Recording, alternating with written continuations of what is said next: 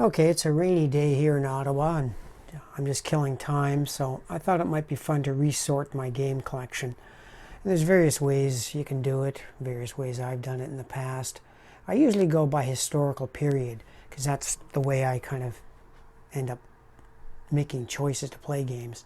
Of course, there's always that oddity, that old Battle of Britain game. The box is so darn large that it doesn't fit anywhere.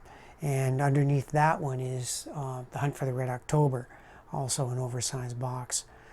But what I decided to do is go from left to right, just like reading a page of a book. So I started with the Ancients. You can see the first 6 titles there in the first area. More Ancients to the right. Then we're getting to a more modern period, continuing on with Ancients. Then we're into the Crusader period, and I've got the game Armada in there. Then we get into the 18th century, Prussian games, Wilderness War, and then finally into the American Revolution games. So 1759 at the end of the 7 Years' War to the Revolution proper. Then I went down to this shelf, continuing on the Revolution games. That game Tripoli, Shores of Tripoli, 1805. And then we get into the Napoleonic period, a bunch of them there. Eylau, La Bataille de Moscova. War and Peace, of course, Napoleon and Russia. Bonaparte. Continuing on into the War of 1812. Then we get into the Civil War games. You can see a bunch of them there, a lot of the old Avalon Hill classics. 3 copies of Gettysburg.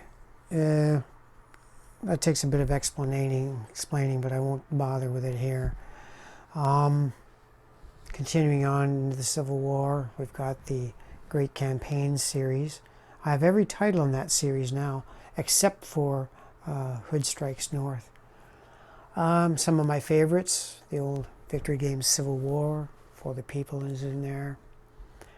And of course, Mark Simonich's U.S. Civil War over there. Continuing on, I put Halls of Montezuma in there, even though it isn't technically Civil War. I identify with the leaders in the Civil War, so a lot of them were in the Mexican War, so that's why I included it there. Then we get into the cowboy era, Indian Wars. Then we get into World War I, so Lamps Are Going Out, Kaiser's Pirates, Paths of Glory, of course, Fear God and Dreadnought, and of course the Avalon Hill Jutland. And we finish off with the World War II games. I don't have a lot of these. Pacific War, the old Mark Herman game, still unpunched. Atlantic Storm, one of my favorites. World War II is Empire of the Sun. I've got a modern submarine game in there, Attack Sub, and Anzio, which I've never played, and I have trouble even setting it up. Various versions of the game Submarine, 2 different versions of Bismarck, and then sort of my junk shelf, and where I keep miscellaneous game parts and stuff like that. And I just happen to have Normandy 44 on the table right now. I'm just studying it. I wish I could play it with somebody who knew this game. I'd rather have someone teach the game to me, because I'm a fish out of water when it comes to World War II games. So, like I said, this will be a very short video. That's just my game collection. Now, I haven't included the magazine games and stuff. I keep them in a closet over here. Nothing to see there, just magazine games. So, signing off, this is probably an incredibly boring video to anybody but myself. I make these videos sometimes just for my own consumption and to keep a historical record of my game collection at certain times in my life, because I tend to downsize and get rid of games too.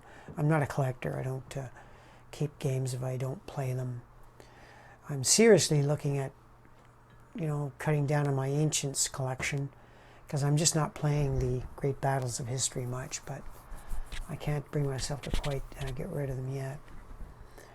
So that's it. That's all for this little wee travel log of my game collection.